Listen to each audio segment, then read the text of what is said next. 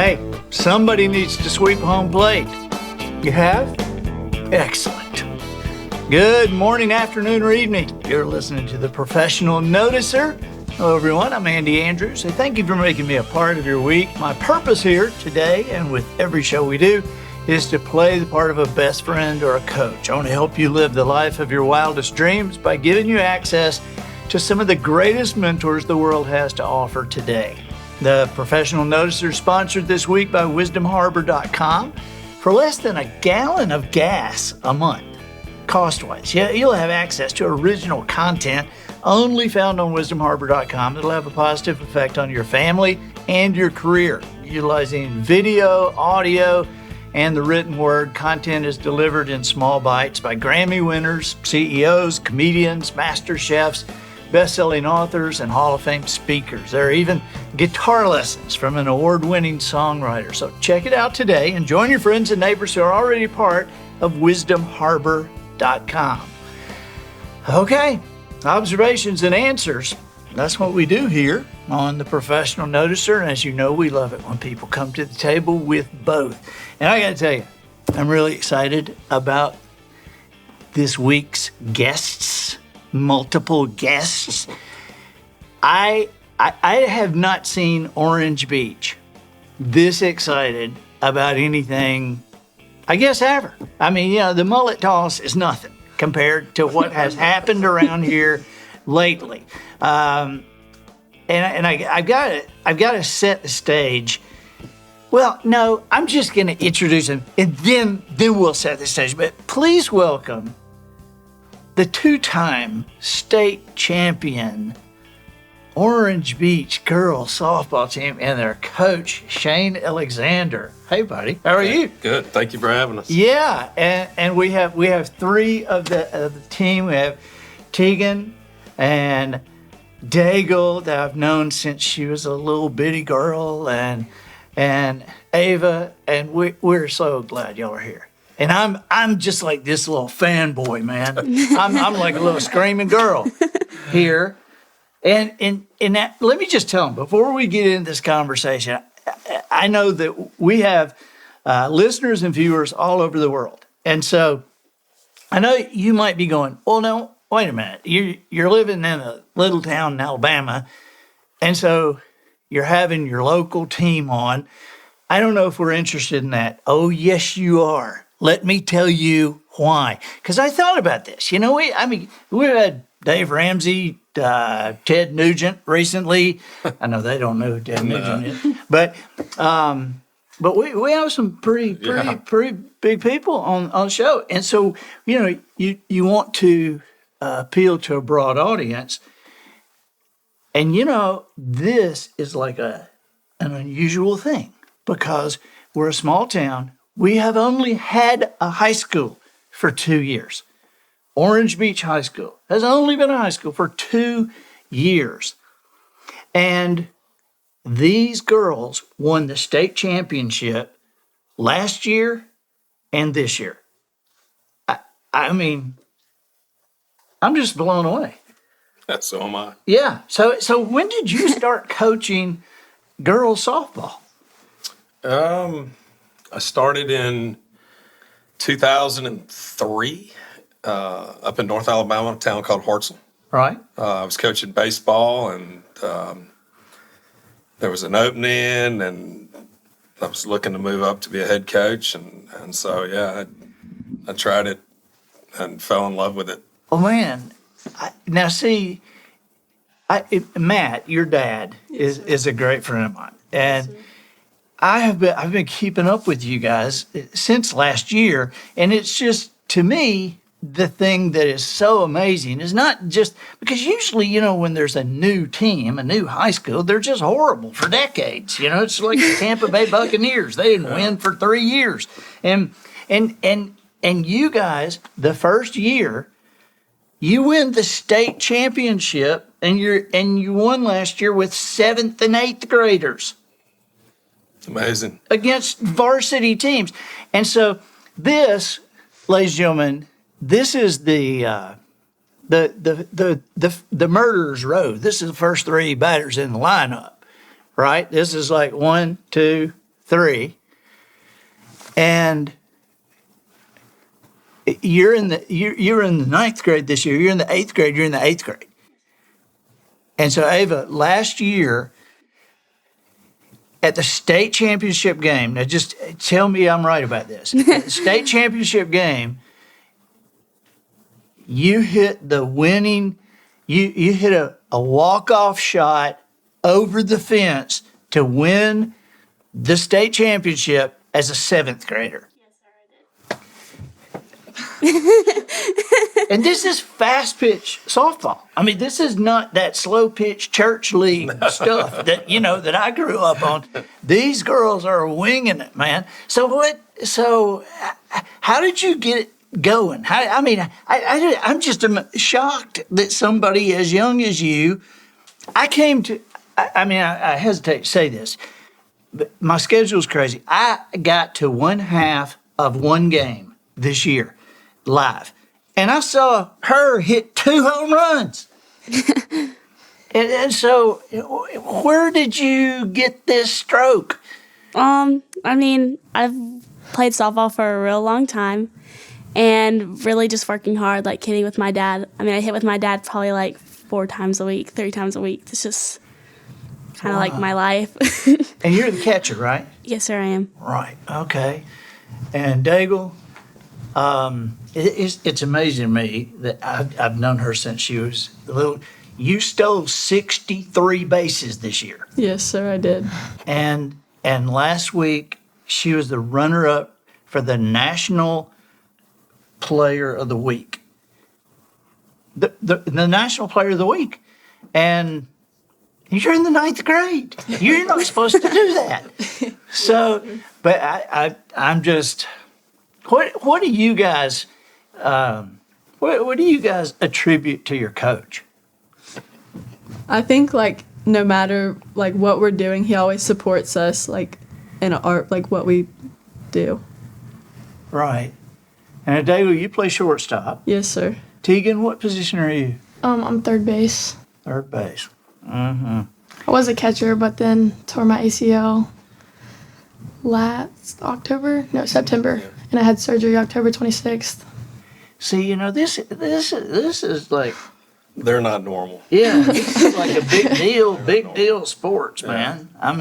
This is not like wiffle ball. And I'm watching you guys on the infield, and I'm blown away. And so how long have you been playing, Teagan? Oh, since I was 4, I was playing t-ball and all that, but since I was 4, started doing travel and all that when I was 8, I think. Your dad, Daigle, was telling me, I saw him in the Publix, and Matt was telling me about just some of the exploits, and he was saying, man, these little girls, these 7th and 8th graders are beating all the senior teams all over the state, and they're jacking balls over the fence. How many home runs did you guys hit this year? Oh, gosh. I think it was close to 40. I think we almost averaged 1 per game. She didn't start. We were 21 games in when she came off the injured list. And what'd you end up with, 7 or 8? 7 or 8, yeah. So she missed the first 21 games. But I tell you, I've been doing this a long time, and probably once in your career you'll get a player like these. It's very rare you get 3. Yeah, this is the perfect storm. This is not normal.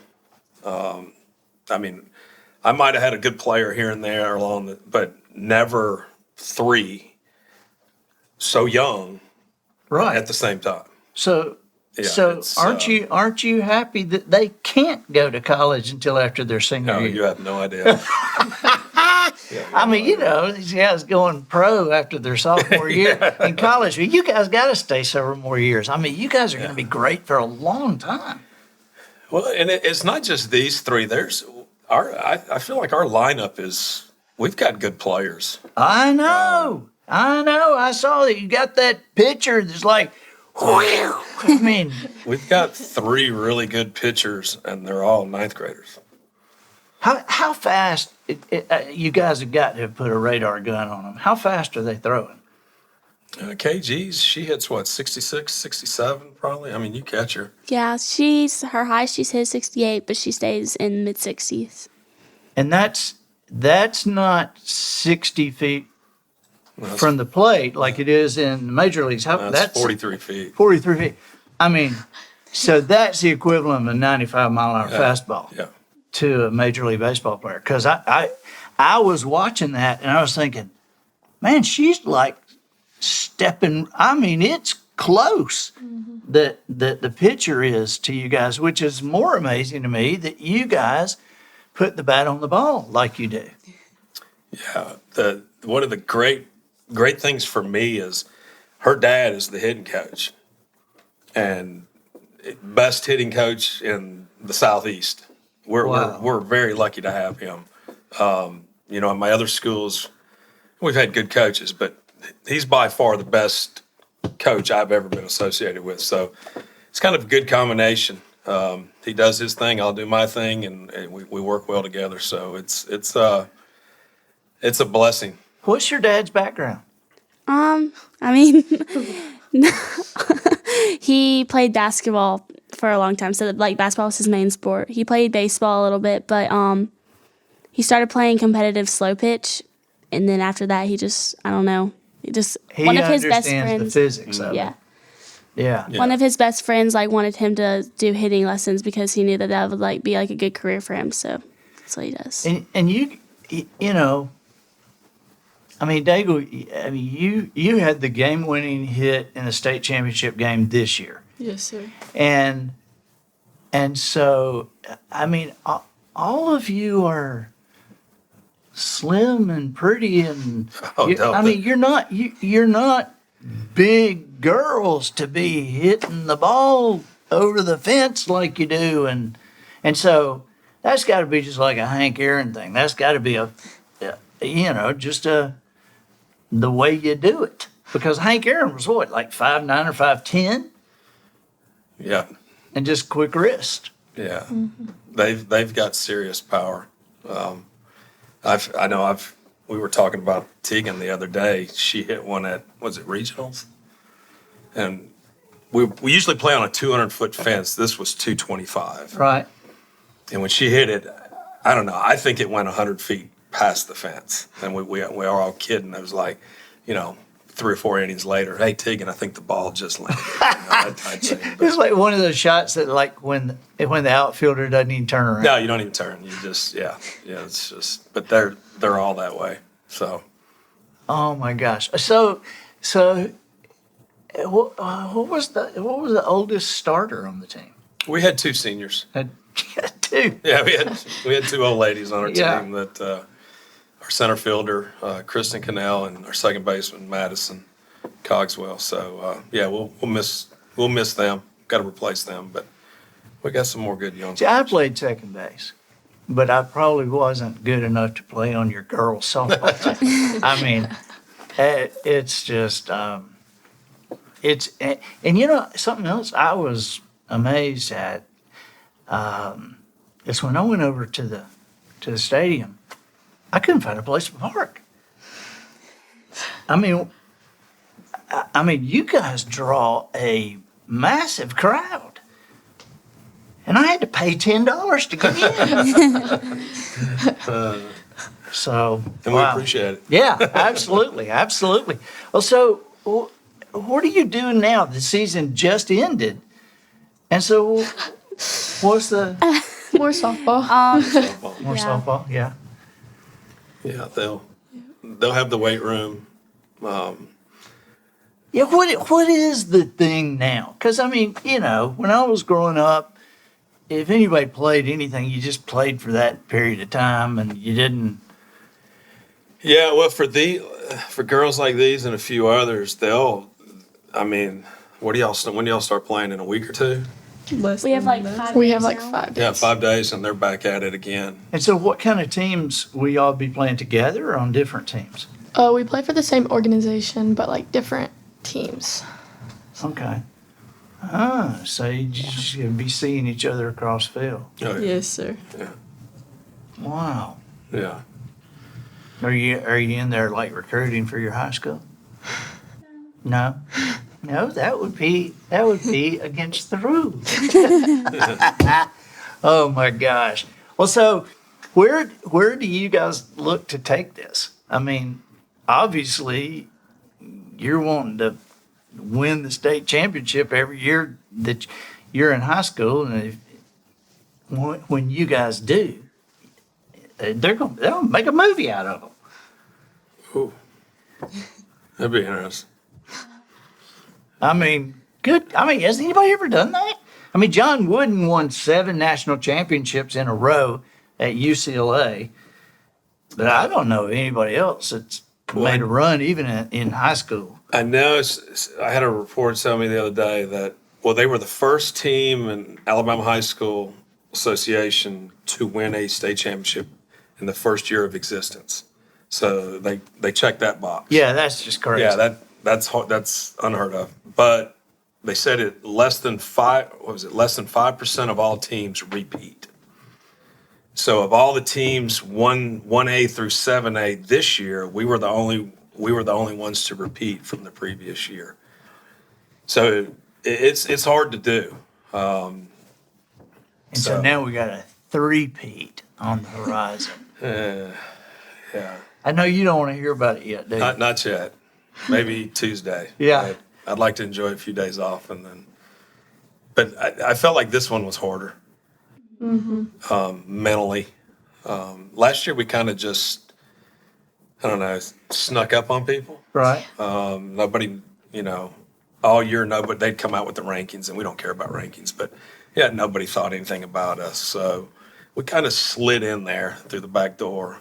This year, everybody knew. Yeah, this year So- everybody's like giving their pep talks for the games. All right, you guys, we're Yeah. playing the state champs. And then, Everybody's gunning for you. And then you get what we call the outside noise of everybody. Well, you guys are just going to do it again, blah, and it's and that, as Nick Saban says, that rat poison. Yeah. So I think that was the hard part, is we had to make sure the message was coming from the inside out, not from the outside in. So that's what gets hard is. Yeah. And I told him, and I thought the only team that could, or the only thing that could stop us was us, because they're talented. It's just the mental thing, the part of it that we were worried about, especially being so young. Right. Well, and you reminded me of 2 stories right there. One, when you were talking about Nick and how people were saying, "Oh, you guys are going to win it again." I was sitting beside Nick at an event a few years ago, and there's somebody up on stage, and they were like pointing at him and saying, this coach is the greatest, and this team is they're gonna do.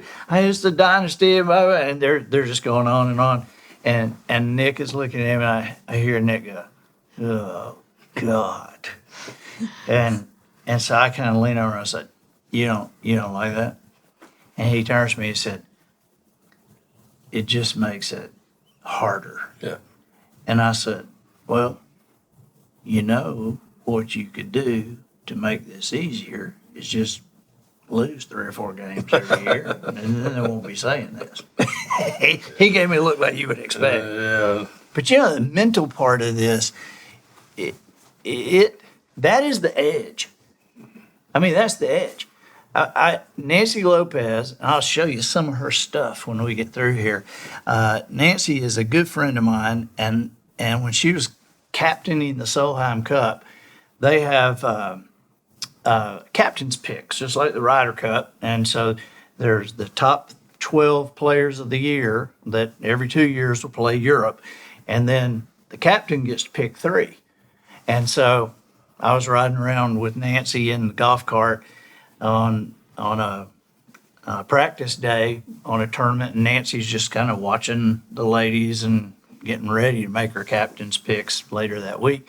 And so we came up behind this young girl, and she was just about to hit the ball, and she had like about a 6 iron to the green, and she looked back and she saw Nancy, and she went, "Oh, hey!" And Nancy said, "Go ahead, hit the ball." So she dressed the ball. She swings, man, just unbelievable. I mean, she lays it like this far from the hole, and so Nancy goes, "Great, great," and we pull away, and Nancy goes, "Oh," and I said, "What's up?" And she said, "I really like her a lot, but I cannot pick her for the team." I said, "Why not?" She said, "The mental part of it." I said, "Oh, really?" She said, "Yeah, there's 150 players on the tour, and there's not a dime's worth of physical difference in any of them. They can all hit every shot. They can turn around and do it left-handed, but the difference is on Sunday when the pressure's on." And so, That's what makes them different. Yeah. why do you think you're different in that way, Daigle? Why do you think you guys have gotten to that point where you can handle that? I think we all know like what we're capable of, and we all just trust each other and what we do. See, that's an interesting answer for a lot of business people that watch this podcast. You know, sometimes I deal with adults that don't get along. You know, in companies. I mean, the accountants don't like the salespeople, and the salespeople don't like the, you know, and I talk to them a lot of times about teams and how you always hear, I always hear that from a championship team saying, "We trust each other." And I said, "Now, so what?" I mean, obviously, you're not saying like you trust that Ava's not going to steal your purse. Okay, so what kind of trust are you talking about? Like we all know that like we will work together as a team. That like not just one person's gonna do a job, that we all work together in order to achieve our goals. When have you guys seen, and it hasn't been with you, but have you experienced like watching a team, whether you knew them or not, and you knew they were all really good, but they couldn't win? I mean, you remember that kind of second or third dream team, the basketball team that took the Olympics? Yeah. It was Allen Iverson or something. I mean, these were the best basketball players on the planet, and these college teams were just killing them. Yeah. They're probably tired of hearing the story. Well, we're not tired of it. We want to hear it. I've given it an example of I had a team when I was at Hartselle that was really good. I mean, they won 50-something games. But it was and they're not, like I said, they've heard it a million times. It was the most miserable experience of my life. Really. Yeah, nobody got along. Parents didn't get along. It was. I couldn't wait for the season to end. Last year was. I mean, it was unbelievable when the season was over. The parents, the community, the players. It was the most enjoyable. Not because of the final result, but because everybody kind of worked towards that common thing. There was no egos. There was nothing. It was. I kept telling my wife, I said, I just need to retire now because it doesn't get any better than this. Right. It was just a dream. But that's the way this place has been. This is not a normal place. And I told the parents last year at the banquet, y'all are not normal. Don't change. All right. Don't change. All right. I mean, we've got tremendous moms that help with everything. The dads help with everything. Tremendous players. Tremendous community support from the mayor to the city council. I mean, it's a dream place to be right now. But like I said, it's these ladies that it's just. I enjoy going to practice every day. You know, there's been years where I was like, oh, I got to go to practice, but no, they're a great group. We try to keep it positive. We tell them everybody's going to strike out. You're going to make an error. We move on. And one of our sayings this year was, we're always moving forward. You know, move on to the next pitch, next play. And that was one thing we were worried about them being so young. You know, one of the things we said last year is we scheduled pretty tough last year because I wanted to see if they could handle it mentally. I knew physically they were good. They were good. And you don't mean players. just strength of teams, you mean strength of travel and Travel, level of competition. I told him, I said, I'm going to throw you in the deep end, see if you can swim. And so I think last year the turning point was we played Hoover, a big 7A school, in a tournament. And I think Daigle hit a home run. And we beat them. And I think from then their confidence just skyrocketed.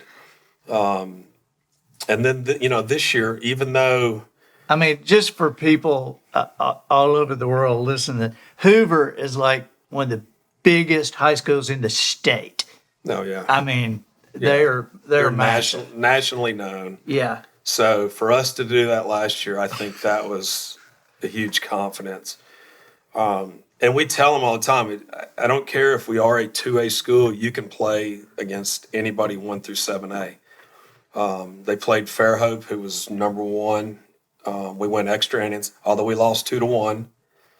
I felt that was a confidence. They played Hewitt Trussville, who was 2 in 7A. We lost 7-6. So we're right there as a small school. And then we played the third ranked team, Austin, later in the year, and we beat them 10-0. Right.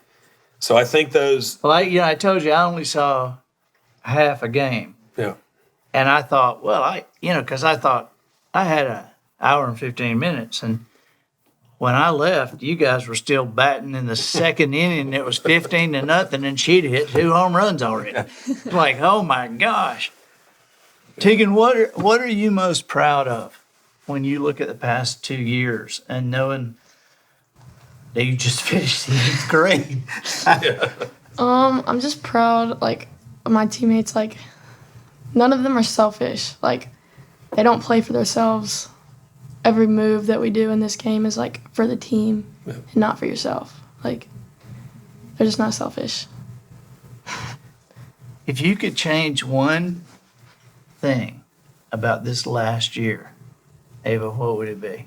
Ooh, good. I'll think about that. I'm trying to find a. Backup catcher. No, I wouldn't say that. If I could change one thing, I would probably change when we were in Daphne and we were playing Chilton County and we just didn't show up. Probably would be the game I would change. I didn't get to play personally, but if it looked like we just weren't there and it was just not a good game and we just didn't come out and play like we should. And then after that, I felt like everyone wanted to come out and play because that team wasn't as good as they could have. We just needed to hit in good situations and stuff, and we just didn't hit good. So what? Do you remember that game? Yes, sir, I do. Okay, so if you had to step back from it and go back to before the game, as the game's starting, as it's winding down, and you're kind of realizing, gosh, we just kind of didn't show up today. What was it? What do you think? I would say energy. If we don't play to our ability, it's because of our energy. Okay, so is energy something that just comes and goes sometimes, and just sometimes you have it and sometimes you don't? Or do you choose it? What?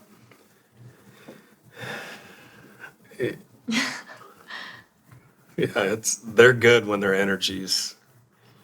Yeah, we talk a lot about the energy. It's not something you turn on and off. It's got to be. But it's hard. These girls was a state tournament. They played 3 long games in the hot sun with very little break. But I felt like their energy throughout the day was better than the other dugouts. And when our energy's there, they're hard to handle. But we talked about it in the state tournament, Morris Hill's dugout. We kept saying, look at their dugout. They didn't look, they were tired. And they just kept bringing the energy and maintained it. And I think that's the key is when our energy is there. I wouldn't want to play them. See, I think now I kind of do this for a living, work with teams and companies and stuff, and so I hesitate to like do this on the air, but I look at you guys and I see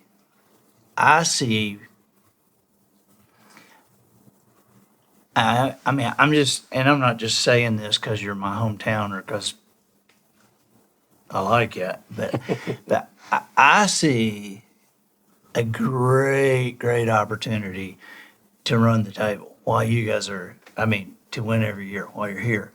And if I had to, just with the short time that I've had to talk to you guys, I would say, you know how to do this better than anybody in the state, better than any team in the state. Nobody knows how to do it better than you know. And so with questions like the energy and it being there and then, gosh, it wasn't there. When you guys get a hold of why what you do works as it does, not just how to do it, but why it works as it does, so that you can choose what you feel like and you can choose those moments when you know why it works like it does. You guys are going to kill some people, because there is a way to compete in ways the competition doesn't know a game is going on. And I mean, everybody else is playing a specific way in a specific time frame. But, I see something in their eyes that, they're kind of ready for next year now, and I know you've just ended on such a huge note. But one of the things that makes Coach Saban great is average teams compare themselves against other teams, which is why they're average. But incredible achievers manage to compare themselves with their potential, which every time you kind of get close to your potential, that potential just moves out there a little bit. And so when you can play that game where your real competition is yourself, and where you're thinking more about how to make sure your energy is there every game before the game than you are concerned about how they might play or at what level they may play to. Because I agree with you.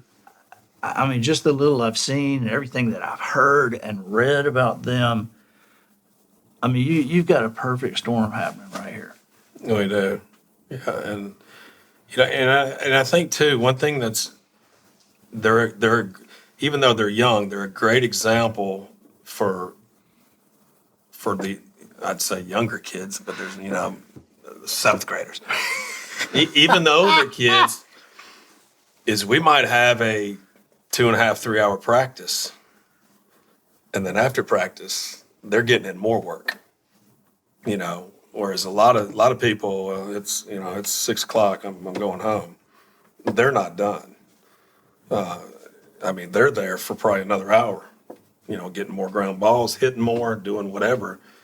They do the extras, which is kind of rubbed off on some other kids. And what they always say, high water raises all boats. Yeah. So by them raising their game, it's kind of elevated some others that have kind of joined along, and that just makes us better too. That's like Peyton Manning and Jeff Saturday staying after practice to just snap the ball. And I heard the story of one time that Jeff Saturday was having to dunk the ball in a bucket of water get it before he would snap it. And they were doing it over and over again. He turned around to Peyton and said, "Now, why are we doing this again?" And there was some playoff game that it was just blinding rain. And Peyton said, "Hey, remember asking me why we're doing this? This is why we're doing it." And so, we're almost through here, but I'm so curious about you guys. What is there? How much of this is a discipline to you? I mean, how much of it is just like raw, just kind of crazy, having fun, and then how much of it is a bear down, get better at specifics? How much discipline goes into this for you? A lot. Yeah. A lot. Like, give me an example of some little thing that you massively improved this year. Rundowns. Really? Rundowns? Okay.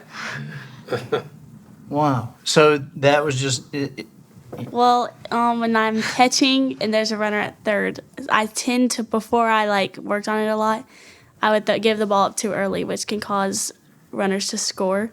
So in practice, we worked on it a ton, and then I finally started getting better at it, and it's like my favorite thing to do now at practice. and boy, that's a timing thing, isn't it? It That's is. a look at them, and that's cool. What about you, Dale? What small thing can you think of that you really had to work on? Honestly, I would just say like my overall game just like getting better. Like I wouldn't really choose one exact thing. Except I for would just keeping say- your daddy from cussing in the stands. Probably, yeah. He's pretty calm. That is calm. So just around, what about you? Oof. Probably like bunt coverages. I could not do bunt coverages. But now before we went to regionals and state and all that, literally that's all we worked at practice was just bunt coverages. And that got me to somewhat knowing of what I was doing. And plus with her ACL, she's Yeah. being over there. That's a hard position to play when you're not. Yeah, and just getting my knee back. Yeah. Just Third work at base is a hard practice. position to Yeah, play that's- anyway. It's yeah. just so quick. Yeah. Just so quick. So what is it? One last question. One last question for you guys, and one for you. But for you guys, what is something that maybe the other girls your age and I don't know about around here. I'm just saying, just in general, what is there that people do that because of what you're doing that you don't allow yourself to do? That I mean, what is it you stay away from? A lot of kids our age are like going out every night, like a lot. But just stay away from certain people. Trying to grow up too fast. Yeah, growing up too I mean, fast. we only hang out with each other basically yeah, that's every hard. night. I would say we all know like how dedicated we are to softball and like what I guess we've worked so hard for, and if we go possibly do something to screw it up, we've just worked so hard for nothing. We just have a future, and we have to stay on that path so we can reach a big goal. So Yeah. I mean, it's not, you can't we're not saying don't go out and have fun, but No, I understand. just responsibly. Yeah, and you guys have a responsibility to each other too, and that's something to see that they have taken seriously. Oh, yeah. They're great representatives of Orange Beach High School, both in the classroom, on the field, in the community. Yeah. So Coach, if you could prepare them for one thing next year, let's say if you could prepare them for one thing next year, and one thing for their life after high school. Oh, wow. They have the work ethic. I mean, that's something. I don't think it's something that a lot of kids these days have. I agree. compared to probably when we grew up, their work ethic is unmatched, and most of our girls are. So that's going to help them a lot. As far as preparing them for next year, yeah, it's just that the outside noise, we got to control it. I mean, yeah, we want to enjoy this, and Orange Beach is going to make sure we enjoy this. I mean, we were in Mardi Gras parade. We were, we're always being pulled here and there, but that's the hard part, is trying to reel them back in and get them focused. But I don't worry about these three. I really don't. They've got great parents. They have the great support system, so I don't worry about them. I tell her dad all the time, let her be a teenager for, let her relax a little bit, because she caught every game.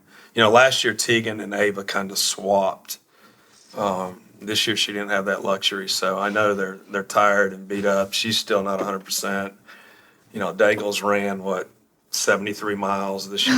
Now it's just stealing bases. Yeah, just stealing bases. So, I think just the rest, just to get away from it, and then when it's time, we'll get them back focused. But I want them to enjoy other things besides softball during their high school. And when January rolls around, we'll. Okay, let me say this before we go. Who bought the sign at the end of We don't know what you're talking about. you guys? This is the greatest thing. See, now you know Dallas, Fort Worth, and Minneapolis, St. Paul. Well, here we are, Gulf Shores, Orange Beach. You say to somebody, "Oh, so you're from Dallas?" And they go, "No, I'm from Fort Worth." And here people say, "Oh, you live in Gulf Shores?" No, we live in Orange Beach. And so when you hit the Beach Expressway and you're going down, I mean, when you get to the very end of it, you go right, and you go to Gulf Shores, you go left, and you go to Orange Beach.